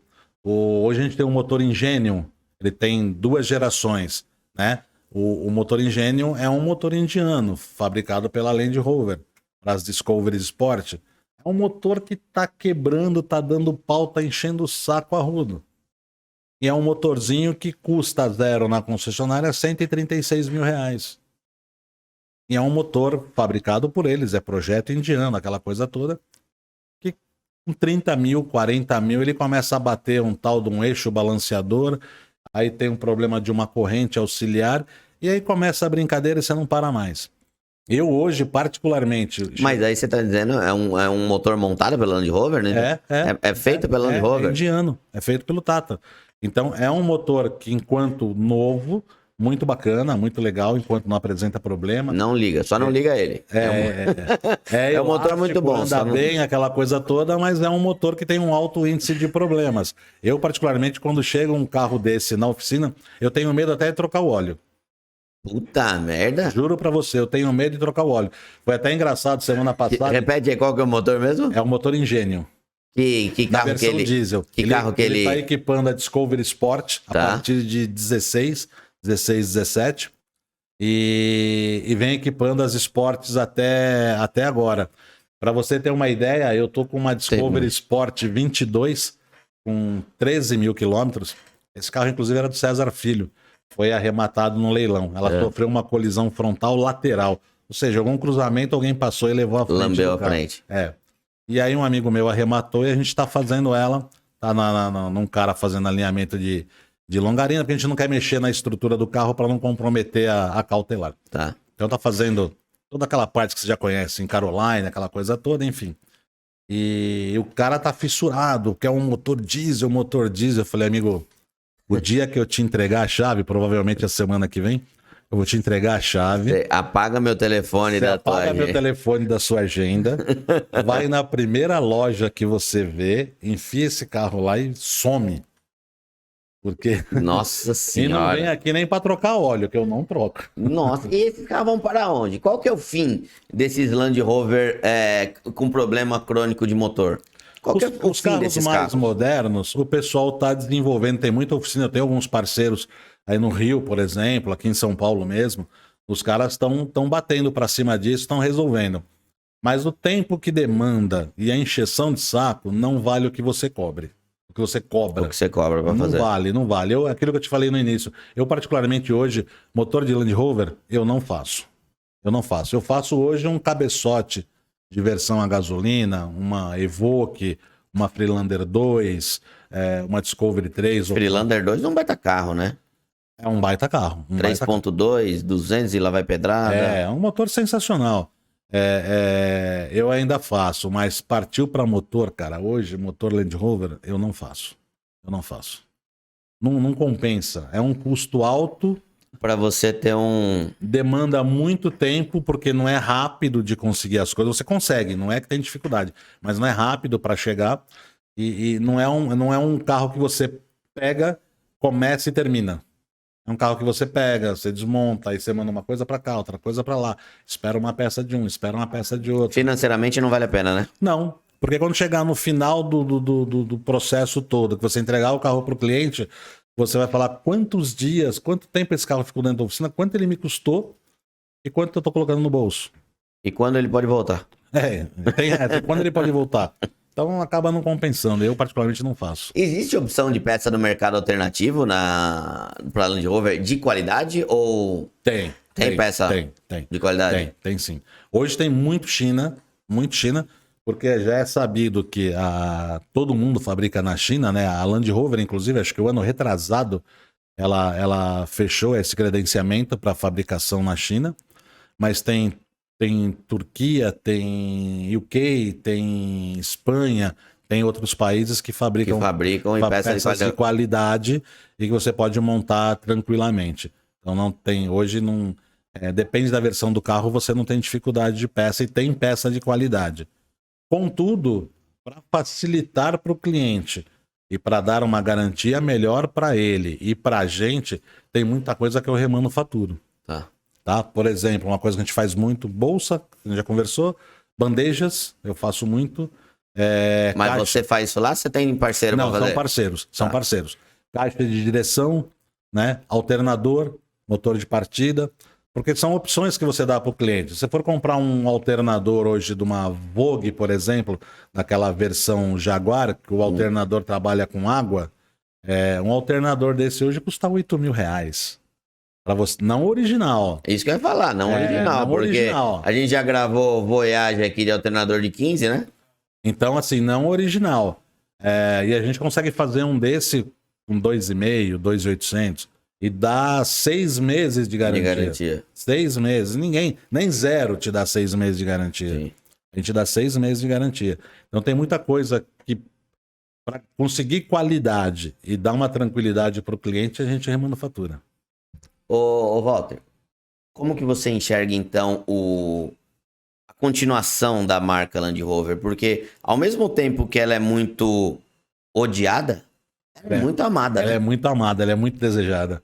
E por que você acha que tem tanto desejo assim pelos carros da marca, mesmo sabendo? Eu sei do problema crônico e eu sou doido para ter uma Discovery 3. Cara, eu acho que o carro atrai. O formato, o tipo, a história, né? Quando você fala em Land Rover, você remete lá a Rainha da Inglaterra, a Rainha Elizabeth, ela foi mecânica de Land Rover no exército, ela tinha Defender, ela tinha uma Vogue, enquanto o seu pessoal de escolta andava de carro zero, ela dirigia uma Vogue 2004. Então, quer dizer, eu acho que essa história mexe um pouco com o emocional das pessoas. Eu vejo muito que tem gente que chega lá, porra, eu tenho uma puta vontade de ter o carro, mas, nossa, falam tanto mal. Amigo, senta aqui, vamos conversar um pouquinho com o titio. Vou te explicar a história. É assim. Então, tem muita... E o cara sai de lá como? Sai de lá procurando... Vou comprar. Vou comprar. Eu tenho muita gente, quando a gente solta algum vídeo na internet aí, tem muita gente que comenta lá, porra, meu, hoje eu tô numa Land Rover por sua causa, você é o culpado. Peraí, o culpado não, eu só te dei uma diretriz do que é a coisa. Cabe a você realmente querer o carro ou não. Mas o carro é muito desejado. E o carro... Aquilo que eu te falei, um carro em ordem bacana, é um carro super gostoso, é um carro confiável, é um carro de presença, é um carro que você pega hoje, uma Sport 2008, por exemplo, é um carro atual, né? Em todos os aspectos. Quando você entra no carro, a dirigibilidade, o conforto, a tranquilidade, o visual, é um carro atual. Então é um carro que chama muito a atenção E até por conta do preço hoje, né, Gui? Aquilo que eu te falei, 60 paus hoje você monta numa Land Rover. Então, pra quem tá pensando, tá vendo esse vídeo, pô, caiu aqui porque viu o tema Land Rover. O que você indica? O cara tá querendo mudar pra marca, ele sabe dos problemas, mas ele quer ir pra marca. É por onde ele começa? Vamos falar em modelo de carro. Eu gravei agora semana passada, nós vamos soltar ainda um vídeo falando justamente disso. Discovery 3 S V6 4.0 gasolina. Mecânica Ford 4.0, 192 cavalos. 196 cavalos. Hoje, eu diria que é a porta de entrada para o mundo Land Rover. Ela é 4x4, Sim. Ela tem a questão TR Response, que são os ajustes de suspensão. Mas ela não é pneumática, né? 80% menos de problemas eletrônicos. Começa porque não tem suspensão pneumática, não tem farol de milha, ela não tem os controles de multimídia em volante, ela não tem uma série de coisas. Não tem teto solar, ela não tem uma série de coisas. Mas é uma Discovery 3. Sim. É um carro bem bacana, robusto, manutenção simples e barata. Qual o câmbio dela? É o 6 marchas? ZF 6HP26. Tá. 6HP26. Então, é um carro bacana. Já vem equipado com as rodas de liga leve, que é as mesmas rodas que equipam até a 2008, que aí 8, 9 já mudou a roda um pouco, né? Então, assim, é um carro que mesmo básico de entrada, ele é um carro atual. Mesmo assim, é um Land Rover, né? É um Land Rover, você não deixa nada a desejar. Você vai pra trilha do mesmo jeito que o cara vai com um Defender, ou vai com uma Sport moderna, ou vai com uma Range, vai com uma Discovery 4, HSE, cheia dos bibelôs. Então você vai com uma V6. Eu diria que hoje, na minha opinião, para quem quer entrar nesse mundo, versão de entrada, Discovery 3, S 4.0 gasolina. Você não acha que a Freelander é um carro meio esquecido? Meio abandonado? Você não fala, eu jurava que você ia falar de uma Freelander 2. Não, a Freelander eu falei muito disso. Como a gente comentou aqui, a Freelander é um tanque. Com esse motor 3.2, 6 cilindros, um tanque. A antiga Freelander 1 é o quê? 2.4? Na verdade, a Freelander 1 a gente chama do filho mal gerado, né? Porque ela era um motor 2.5 da Kia Carnival, câmbio de Audi, projeto Ford, porque ela remete a EcoSport e montagem Land Rover. Então isso aí não podia dar certo nunca. É um carro que veio para infernar a vida do brasileiro. Esse é um carro, quando o cara fala em Freelander 1, eu desligo o telefone e vou embora para casa, que é para não ter mais contato com esse cara. E eu não atendo de jeito nenhum. Eu não atendo de não jeito chega, não entra. Eu não troco nem pastilha. Esse é um carro que eu sofri muito. A gente costumava falar. Aí vamos falar um pouquinho do Peugeot. Isso aí parece o 206. Você troca a pastilha, queima a bobina. Você substitui a bobina, ela começa a vazar carcaça da válvula. Você troca a válvula, ela começa para o piloto automático. Puta, é um carro que entra com problema simples. E sai com 18 complicado. Então, assim, sofri muito com esse carro. É um carro que eu não indico para ninguém.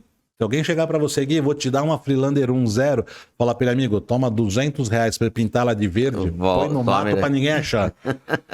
Não recomendo para ninguém. E daí a 2 já é o oposto. A 2 é o oposto. A 2 é um tanque. É um carro muito robusto, simples, um carro simples, se bem cuidado, um carro extremamente confiável. É um carro para você andar durante a semana, ir para o campo no fim de semana, ainda brincar um pouquinho lá no barro, fazer um rally no barro. Você vai estar bem servido, né? Você vai estar bem servido, bem atendido, de boa, sem dor de cabeça. Porém, é um carro que durante um tempo começou a ficar muito barato, aí todo mundo teve. Depois, pós-pandemia, tudo é um carro que subiu muito de preço, ficou estabilizado lá em cima, só que aí voltou a cair de novo. Então, hoje, Freelander 2, a 2008... 35 mil. Você acha por um valor bem baixo? Né? 35, 38, você já monta num puta carro bacana. E ela com a mecânica diesel? É sensacional. É maravilhoso. Ela chega a fazer mesmo aquele consumo de 17, 18 km por litro? As primeiras que foram... Ela é 2.2, né? Ela não, é 2.0. É 2.0. 2.2 veio depois, que é o motor mais gastão. Mas as 2.0, que é a 11, 12, 11 todas, 12 as primeiras. Cara, é impressionante. Tinha cliente meu que relatava, cara, eu rodo 700 km, 800 km com um tanque. O carro faz 22, 23 na estrada. Puta merda. No diesel, e não é empurrando, o carro andando. Sim, ela anda 120, bem, né? 130. de boa, ar ligado. A gente até fala, mas esses caras estão tirando um barato. Mas fazia. O carro era extremamente econômico. Entrou na versão 2.2, ela passou a ficar mais gastona. Na cidade mesmo, lembro. ela perdeu bastante. Eu não lembrava que ela tinha 2.0. Eu achava que era só 2.2. As primeiras versões, 11 e 12, é 2.0. É 2.0. São carros que eu já pesquisei muito pra comprar. Cara, Freelander 2. se achar uma 2 diesel bacana, é um carro que eu indicaria até a partir de 13, 14, que já tem aquele facelift, já é o farol com LED, lanterna. Mas já é o LED. 2.2, né? Já é o 2.2. Já é o 2.2. Ela foi até o fim com 2.2. Depois às 13 já começou na versão gasolina mecânica Evoque. Aero 2.0 turbo de 240 cavalos. O motor 4 cilindros mais beberrão da face Mais da terra. beberrão, Foi equipada com esse motor até que ela saiu de linha. Sim. Até que saiu de linha. Mas os últimos anos, a gente até disse, porque a Discovery Sport, ela não veio como Discovery Sport. Ela seria a Freelander 3. Acho que por questão de nomes, como a Land Rover tem muito isso, dá nome, da vida para o carro, né? Você pega Land Rover e Range Rover. Mas por que 2 nomes? Land Rover é o fabricante, Range Rover é o nome que o carro adquiriu pela sua história. A Discovery Sport veio como Freelander 3, na verdade. Não como Discovery Sport. Não sabia. E quando chegou aqui, decidiram que não ficaria legal Freelander 3. Pô, mas existia Discovery 3? Não, mas não cabia ali. Não vai caber, não ficou legal. Então ela nasceu como Discovery Sport. Pô, que legal ter essa visão de quem trabalha com uma marca, essa experiência, tanto pro lado bom como pro lado ruim. Tipo, tem alguns carros que o próprio Walter, mesmo trabalhando com a marca, fala, não entra, não troca o óleo. Não. Porque são problemas que a gente já viu. Se eu não quero pra mim, eu não quero pra você. E outra, tem que ser realista, né, Walter? Não adianta também você, vou trabalhar com um carro que dá manutenção para o cliente ficar voltando o tempo todo. Vai chegar uma hora que o cliente vai falar, meu... A gente não faz isso. A gente não faz isso, Gui, porque é aquilo que eu falo, que eu não quero pra mim, eu não quero pra você. Pouco antes de vir pra cá, eu tava falando com um cliente, um emocionado, aí tem os emocionados também, né? Pegou uma Freelander 2, 2010, o carro tem ano, mas o carro literalmente destruído. Pegou o carro por 15 mil. Falei, puta merda. Esse carro você vai gastar uns 40 pra pôr ela pra andar e provavelmente não vai ficar bom. Pô, mas você é especialista na marca? Sim. É por isso que eu tô te falando isso. Eu tô te dando a realidade do que você tá querendo abraçar. São 2 situações. Uma, primeiro, eu vou te dar a real do carro e vou te ser sincero, eu não vou fazer. Bom, mas por quê? Eu não vou fazer porque você vai gastar um dinheiro que você não vai pegar de volta em momento nenhum. E depois você vai falar mal de mim ainda. Vai falar mal de mim. E esse carro não vai sair da porta. Você vai virar o meu cliente amigo. Ou seja, todo dia você vai passar aqui para tomar um café comigo. Não é negócio para mim nem para você. Walter, já tem um ditado que diz: não existe Land Rover mais cara que uma Land Rover barata. Então eu falei, olha... E aí convenci ele, até o nosso plataforma estava recolhendo o carro agora há pouco e ia devolver pro dono... verdadeira do carro, falou, olha, esse projeto aqui esquece. Sair do golpe. Sair do golpe, porque não vale. Mas a Freelander é um carro que, na real, bem cuidado, é um carro sensacional. Eu costumo dizer, quando você vai pesquisar um carro, dá uma olhada, por exemplo, os anúncios, não do carro que você está comprando, mas os anúncios de carro que você vê. Se você vê carro anunciado com 200, 300 mil quilômetros, é porque esse carro dura até lá. Vai procurar... eu sou fã de Subaru, mas vai procurar Subaru anunciado. Você acha com 200, 300 mil? 300 mil. SW4.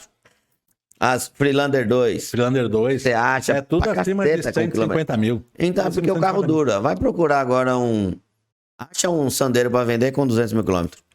Um Mob. Acha um Mob com 200 mil quilômetros. Não chega. Não chega até lá. Não chega. Mas, Walter, queria te agradecer muito. Foi muito legal esse bate-papo. Essa experiência de uma oficina multimarcas que eu sempre achei muito bacana. Eu acho que você consegue sim ser muito mais transparente, ser muito mais eficiente, ser muito mais lucrativo trabalhando. Monomarca, desculpa. Você trabalhando com o modelo monomarca, você consegue ser muito mais assertivo, muito mais lucrativo, você consegue fidelizar melhor seu cliente. Consegue. E foi legal ter essa experiência de um cara que, assim como a grande maioria, tanto ama quanto odeia Land Rover. São dois extremos bem opostos, mas assim... A maioria dos que odeiam muito tem ali um amorzinho escondido pelo carro, Sim, que não sim. gosta de revelar. E aquilo que eu falei, hoje, não só Land Rover, mas principalmente Land Rover, o que derruba muito são os engenheiros de YouTube. Então eu falo muito para as pessoas, você quer um carro? Pode me ligar, pode vir aqui na oficina. Se tiver algum carro aqui, for um cliente amigo, a gente vai dar uma volta, vou te apresentar o carro, vou te mostrar o carro, vou falar das características do carro, tipo de manutenção, como deve ser cuidado. Então você vai ter a realidade do carro de quem trabalha o dia a dia com o carro. Essa história de opinião formada porque ouviu falar, porque tá por o tio fora. do avô do vizinho contou. Às vezes o camarada nunca sentou a bunda no banco de um carro, e aí entra Mercedes, Porsche, Sandero, seja lá o que for, e ele vive de opiniões dos outros. Eu acho que isso é o pior tipo de informação disseminada nos meios e é o que acontece muito hoje. Então eu falo pro cara, você quer um Land Rover? Vem aqui na oficina, se eu tiver um modelo que você está querendo, vou te mostrar o carro, vou te apresentar o carro, nós vamos andar no carro, vou levantar o carro no elevador. Não tem problema, eu adoro perder esse tempo com o cliente. Porque o camarada vai sair de lá confiante, contente, sabendo o que ele vai comprar e aonde ele vai cuidar do carro. Sim. Você vê, se você procura uma transparência total num carro que tem muitos problemas, às vezes escondidos, que muita gente às vezes não revela, procura o Walter lá na Trophy Garage. Eu vou deixar aqui embaixo para vocês todas as redes sociais para o pessoal começar a seguir. Sabem que são parceiros também do APC, então tem conteúdo também. Tem bastante. Tem bastante conteúdo lá no canal do APC também. E obrigado, Walter. Valeu mesmo aí por tudo. Agradeço. Uma última pergunta. A Discovery 3, mecânica 4.0, ela tem com 7 lugares? Não, Discovery S não existe 7 lugares. Lembra que eu mandei pra você? Acho que deve fazer uns 2 meses. Eu falei, eu vou vender todos os meus carros, vou comprar esse aqui, ó. Mas eu vou te deixar feliz. Manda. Porque existe a predisposição na carroceria. Então dá pra você montar. E eu já fiz isso. Dá pra você montar. Eu já montei para um cliente nosso que tem um carro há 5 anos. Eu comprei os bancos, achei da mesma cor, inclusive, de uma Discovery 4. Desmontamos a traseira e fizemos a instalação. Quanto custa fazer essa modificação aí? Hoje, com banco, mão de obra e tudo, você vai gastar uns 5 paus. Então eu vou atrás de uma Discovery 3, porque eu vou realizar meu sonho. Meu, a gente tem que... Não adianta. A gente tem as coisas na cabeça, se a gente não realiza, não tira da cabeça. Mas você que gosta muito... Vira e mexe, eu tô lá, eu vou selecionar a marca, eu vou procurar Subaru. Falei, meu, Subaru eu já tive todos, chega. Eu tento apagar da minha lista Subaru. Aí vira e mexe, eu vou lá pra Land Rover. Eu vejo Discovery 3. Falei, meu, como eu queria ter uma geladeira dessa tombada, inclinada.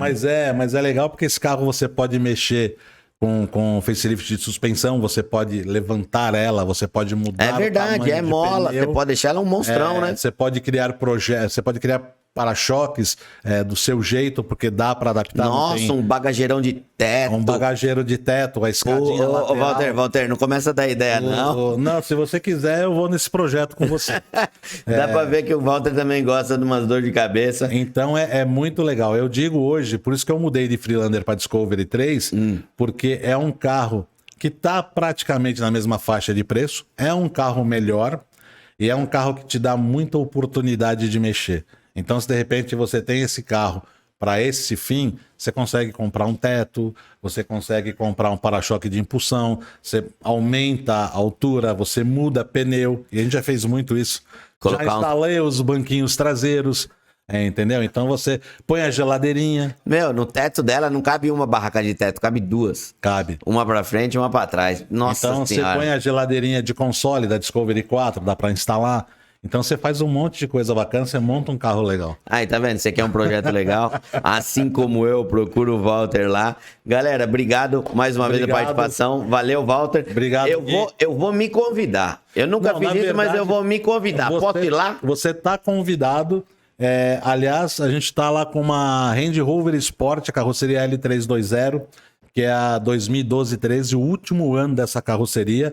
É uma Supercharger 510 cavalos, tá descabinada. Esse carro é um tesão. Esse motor tá no elevador na porta da oficina, assim, chão. Tem dia que ele vira o ponto turístico. O nego vai gravar lá. Você vê uma Land Rover descabinada, é ponto turístico mesmo. Nós vamos começar a montá-la em breve. Você tá convidado para conhecer as instalações, ver esse brinquedo. Valeu mesmo, e você pode ter certeza que eu ainda vou tocar buzina lá, ou já com Land Rover. Pra tentar a sua ideia, eu tô com uma Discovery 3 S, do Rio de Janeiro. Na verdade, é um cidadão que chegou até a gente pelas redes sociais. Tô com os 3 carros dele. Uma D2, uma Discovery 3 e uma Freelander. A Discovery 3 é uma V6 gasolina, que nós gravamos com ela semana Você passada. vai falar que ele tá vendendo. Tá vendendo e a gente tá com um projetinho bacana pra cima dela. É, meu pai do céu. Galera, vou desligar aqui porque agora vai ter um papo em off, vocês não vão poder acompanhar.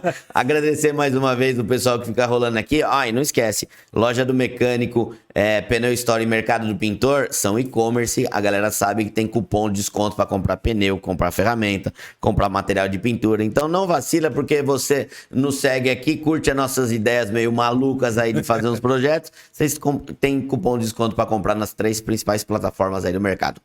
Walter, valeu, Gui. Vamos Obrigado. desligar aqui e a gente continua conversando. Um abraço para vocês, se inscreve no canal, ativa as notificações, se inscreve nas redes sociais da Trophy Garage também para ver tudo que o Walter faz por lá. E até amanhã, né? Toda segunda tem podcast e de terça a sexta tem o resto do conteúdo da oficina. Grande abraço e tchau. Valeu.